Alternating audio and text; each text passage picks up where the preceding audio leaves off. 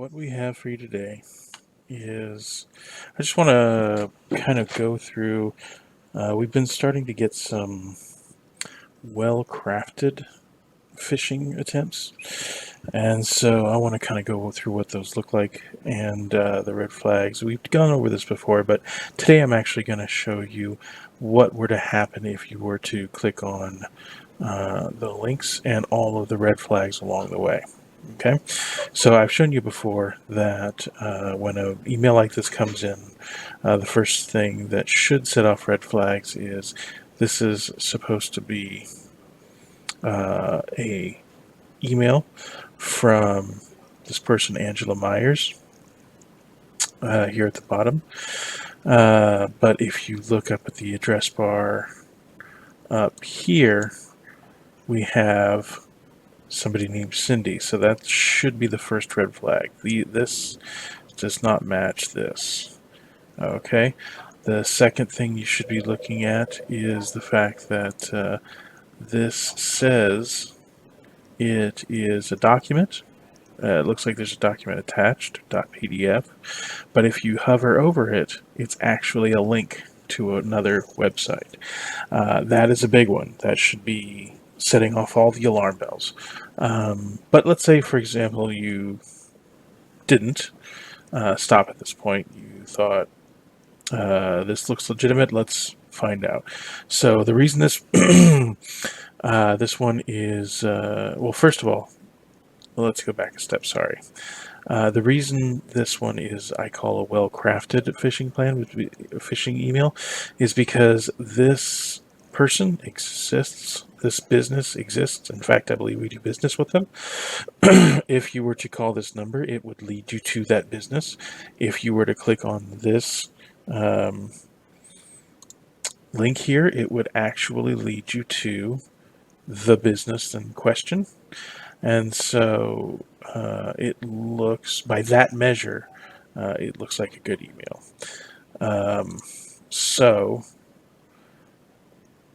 it would be understandable if somebody were to click on that. But if, again, this email here, this return email, probably leads to the correct person, but that's not who it's from. Okay.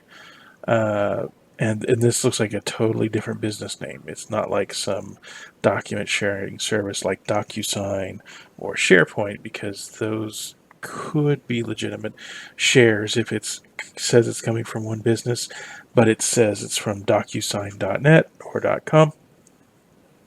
That could be something legitimate. Also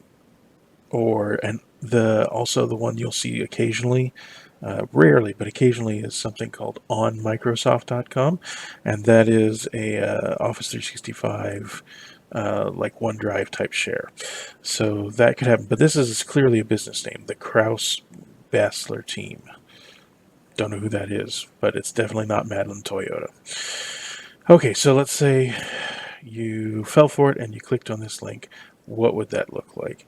That would take you to what looks like, well, that's their website again, what looks like a legitimate document share. In fact, SharePoint.com is a Microsoft document sharing uh, platform. Same with OneNote. So it looks on its face to be kind of a document share, but here's the thing: when you see this, this is the company, this is the person sharing, this is the document they're sharing with you. What it's set up to look like, oh, you can't see the document, you have to go somewhere else, but this is actually where the document should be that they're trying to share with you. This should be whatever, PDF or whatever template, invoice template they're trying to share with you. Should be here, but instead what they've got, this looks like this site has blocked off the image, made it fuzzy so you can't see it, but it's not. It's actually just a picture, and you can see how it's now outlined with dotted lines. It's just a blurry picture of a random document. So they've put this on here to make it look like it's hidden or covered, but in fact um, it's just a fuzzy picture of a document to throw you off.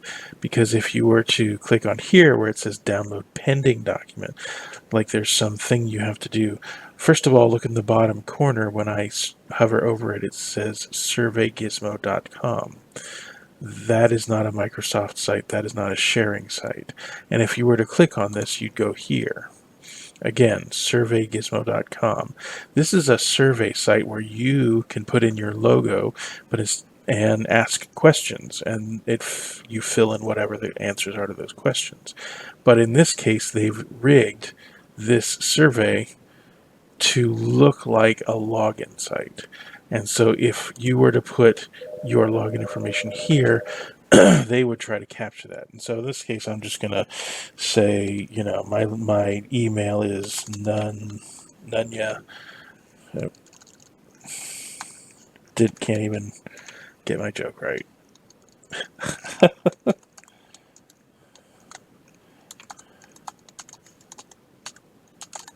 Nunya at business.com, and my password is random characters. And so you see, second of all, see how none of that is dotted out? There should be little circles there hiding what your password is, but instead it's just plain text. Again, these are all giant red flags, but for the sake of education, I'm ignoring the red flags that you should not ignore. And so if I submit that, it would see, now it's saying, oh, invalid password, please try again. But now it says 100%. Your survey is completed, and there's no other field to try to re-enter your password. So all they've done is captured whatever you put on that first page, and then just as an end screen for the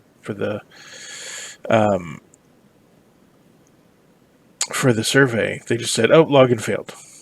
So you'd have to close and then come back and try to get in again. But you can't. There is no document.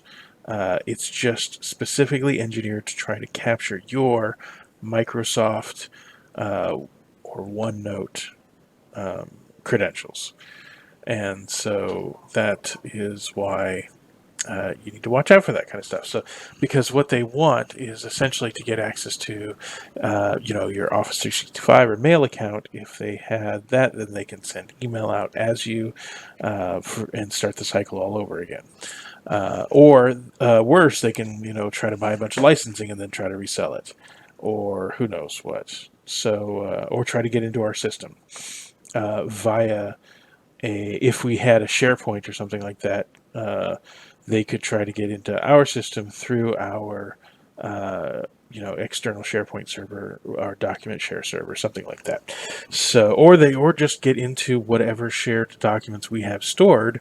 If we did that, they could try to get sensitive information like account information and things like that through any documents that we've shared with other people if we used a service like this. And so that's what they're trying to capture. The reason I wanted to share this one with you and go through what it looks like beginning to end is because, like I said, this is a legitimate business. These are people we have in fact done business with in the past. Just one more note. You notice the "to" here is not to anyone here, but to themselves.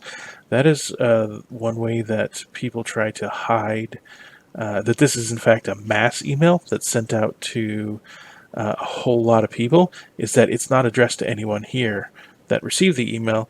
It is addressed to themselves, and then all the people that they sent this to are in the BCC field, the blind CC, so that nobody can see who all was sent it to, so they don't know it's a mass email. And that's just another trick that people use. To go along with this, it's best practice if you're sending a document specifically to a person, personalize your email. In other words, say if I was sending this to Cindy, I would say, Dear Cindy, please see the attached. This, instead of just saying, please find attached with no salutation or personalization to say who this is to, um, that's because it's a mass email trying to hide as a specific email. And past due invoices are never going to be a mass email. Flyers, things like that, fine. Notices of our site's going to be down or something like that, those are the kind of things you'll see in mass email. Never something personal as a document that you would have to log in for. So that is all I wanted to show you today. I wanted to see, and hopefully long before you see any of those other things where they're trying to capture information from you, you will notice the red flags and send stuff like that to me. And have a nice day, everybody.